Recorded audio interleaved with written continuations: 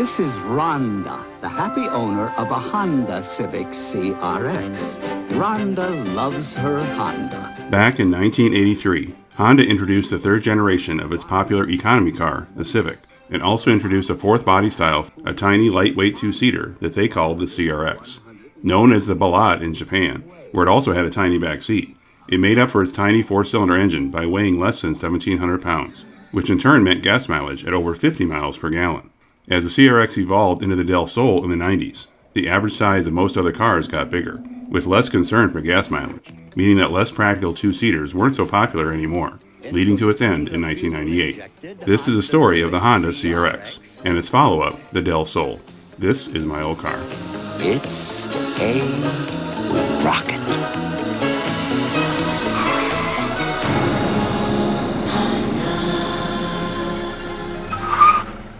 Although I have gotten several requests to feature the CRX, I'd like to call out one viewer in particular who has been asking repeatedly for a Honda CRX episode. So to him, as well as to all the rest of you who have asked, sorry this has taken so long. Thanks to the obsession here in the US for big trucks, SUVs, and crossovers, little cars like the CRX are hard to find anymore. But back in 1983, when Honda introduced their third generation Civic, little cars were far more common. Honda's name was synonymous with little cars, especially when you consider how small the first Civics were that arrived here 10 years earlier in 1973. Back then, the closest thing to luxury these cars had standard was the fake wood grain on the dashboard, although you could pay extra for air conditioning. Civics bound for the US only displaced around 1.1 liters, and the engine was mounted transversely, powering the front wheels. Not a common configuration for US built cars of the time. It only produced 50 horsepower, but at 40 miles to the gallon, the Civic quickly gained a loyal following thanks to the oil embargo in 1973. Honda managed to sell over 100,000 Civics by 1975. This is my family, and this is our Civic. And helped make the term made in Japan go from what was once an insult, No wonder this circuit failed. It says made in Japan. to a badge of honor. What do you mean, Doc? All the best stuff is made in Japan. After two successful generations of the Civic that offered hatchback, sedan, and wagon versions, Honda expanded the Civic lineup in 1983 for the 1984 model year to include a smaller hatchback model that was called the Honda Ballade Sports CRX in Japan. Unofficially, or officially depending on who you ask, the letters CRX were intended to mean Civic Renaissance Experimental. Using the word Renaissance gives the impression that whoever came up with this probably wasn't a native English speaker. Maybe what they meant for the letter R was revival, as there were concerns in Honda's R&D department that the Mark II, or second generation Civic, was becoming more threatened by newer competitors, and they needed to make a bold move with the Mark III. Using the word experimental in the name was because the CRX was itself an experiment, since it was a size and shape that Honda hadn't tried before. But their prospects were good considering their managing director, Hiroshi Kazawa, designed the first generation Accord and Prelude, as well as working on the design of the first generation Civic. Outside of Japan, it was called the Honda Civic CRX, including the United States initially, although later US versions would drop the Civic from the official name. The US models also dropped the hyphen between the R and X. Honda likely included the Civic name at first to take advantage of the well-known and popular model name, a not uncommon tactic still used today. Although more often today, the sharing of names is on cars that don't share anything else besides the name. The CRX was still based on the third-gen Civic platform, although shortened, so including the Civic name for this new model made sense. But ironically, the CRX was over 5 inches longer and nearly 5 inches wider than the first Civic from 1973, although the steel wheels were still tiny, at only 13 inches in diameter. The CRX also differed from other Civic models in some key ways. On the outside, the CRX utilized more composite plastic body panels, and the dashboard with its triangular driver pod behind the steering wheel was also unique to the CRX. Japanese domestic market, or JDM model CRXs, also had a small cover over the headlights that would pop up when the lights were on, but this wasn't offered in the US. Eventually the JDM versions dropped this somewhat useless headlight feature.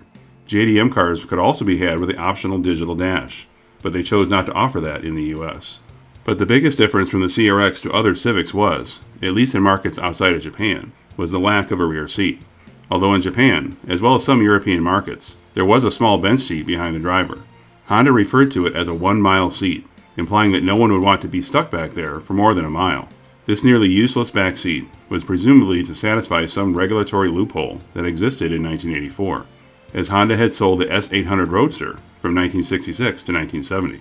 But having the missing back seat and the engine in the front offered some cargo practicality that other new two-seaters of the time, the Pontiac Fiero and Toyota MR2, couldn't offer.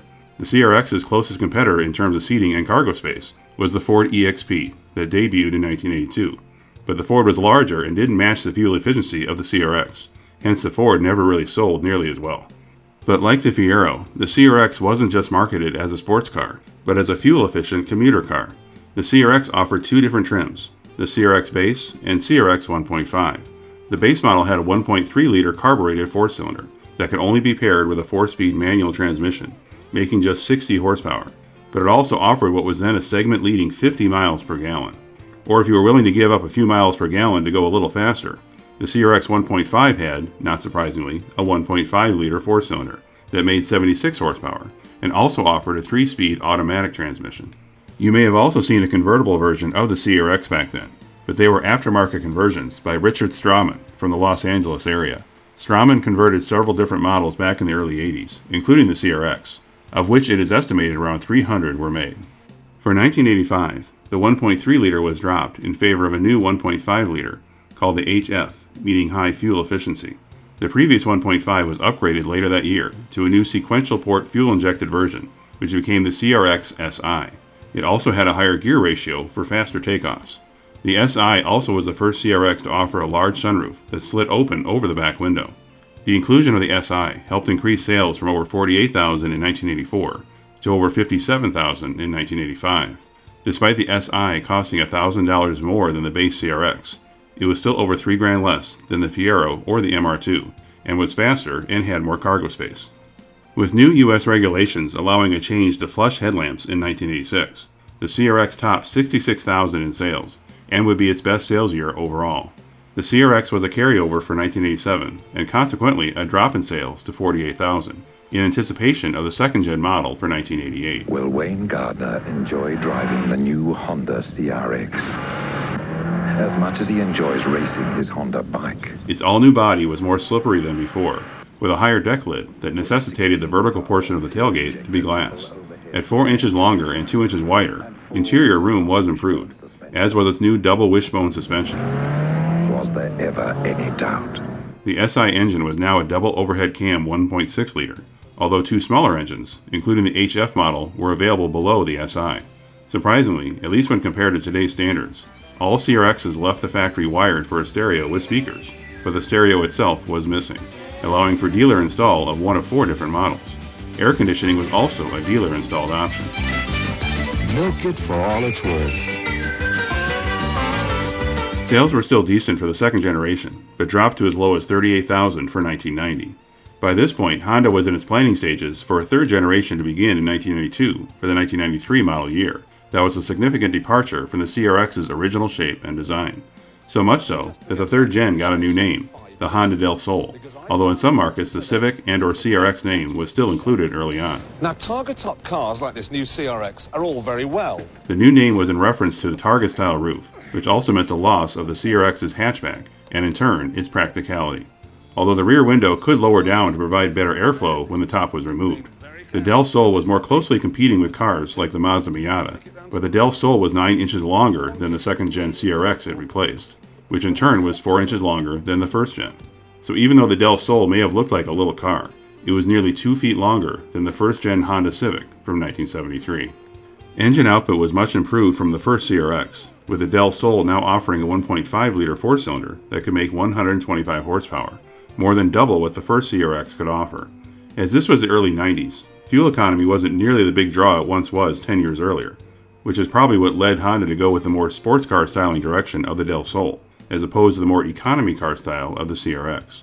This also led to the addition of the VTEC model for 1994, a 1.6-liter double overhead cam four-cylinder that could produce 160 horsepower. Whereas the CRX offered an optional sunroof, the Del Sol came standard with a targa top, essentially a removable panel above the seats. This top on the US models could be removed and reinstalled manually, and stored in its own dedicated spot in the trunk. But if you purchased your Del Sol in Japan or Europe, you may have been able to find one where the top removal was completely automated, called the trans top. The trunk lid rose up vertically and lined up behind the removable top, The top would rise up slightly to clear the fixed basket handle portion of the roof. Telescoping rods would extend from the trunk lid and into the top, which then pull the top back below the raised trunk lid. And finally, the trunk lid would return to its final position. Of course, the storage of the top meant that your already small trunk became even smaller, especially with the powered version, which maybe had enough room for a briefcase when the top was down. And the only way to access that space was to wait for the trunk lid and top to slowly raise up. The top on the power version was made of steel, as opposed to aluminum in the manual top, so the heavier top and associated mechanism also added 100 pounds to the car. But if you count this as a retractable hardtop convertible, it predates the Mitsubishi 3000 GT Spider by about 3 years. The Del Sol's first model year of 1993 would be its best selling, with over 25,000 sold in the US, but this number was still far below the lowest sales year of the CRX. This is not surprising, considering that the Del Sol wasn't made for the same audience that the original CRX was. Whereas the CRX was the most fuel-efficient model Honda offered in 1984, and later offered impressive driving dynamics, the Del Sol was simply a fun little car that made more sense for those who didn't care about the sports car handling that the smaller and less heavy CRX once had. By 1995, US sales of the Del Sol had dropped to around 14,000. Despite those low numbers, Honda still planned a mid-cycle refresh for 1996, which included a new front end, upgraded engines, and an upgraded interior. That extra effort didn't help much, as sales dropped to around 8,000 for that year. Honda ended the Del Sol production in 1997 for the US market, and ended it for Japan and Europe the following year. I built the entire city of Seattle on the roof of my car.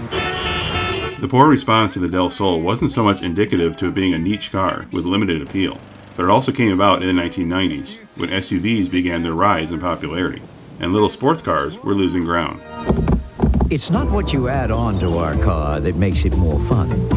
It's what you take off. It's hard to say if the CRX, had it been left relatively unchanged for a third generation in terms of size and cargo space, would have done better than the Del Sol. But a third-gen CRX likely would have gained weight and size to stay compliant with ever-increasing safety requirements, so the earlier models would probably remain the most popular today. Honda did try to bring back the nostalgia of the original CRX with the 2011 CRZ, which attempted to offer the original car's fuel economy by offering a hybrid engine, although it still couldn't match the efficiency of the original. It also arrived in the 2010s when more practical crossovers had taken over as the most popular car option. Finding any CRX is a challenge today, especially since many were used and abused as economy cars, and those used as sports cars have likely had several upgrades to make them far from original. If you have a CRX, let us know in the comments how well it is still working for you today. Spend less time at the pump.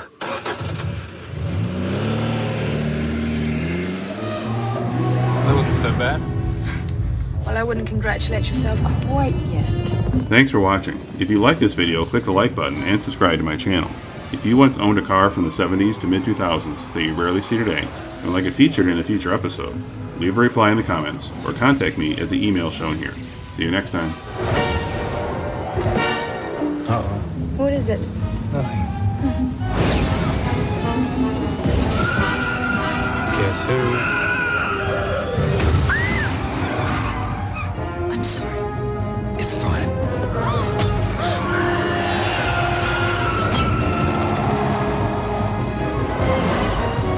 Excuse me.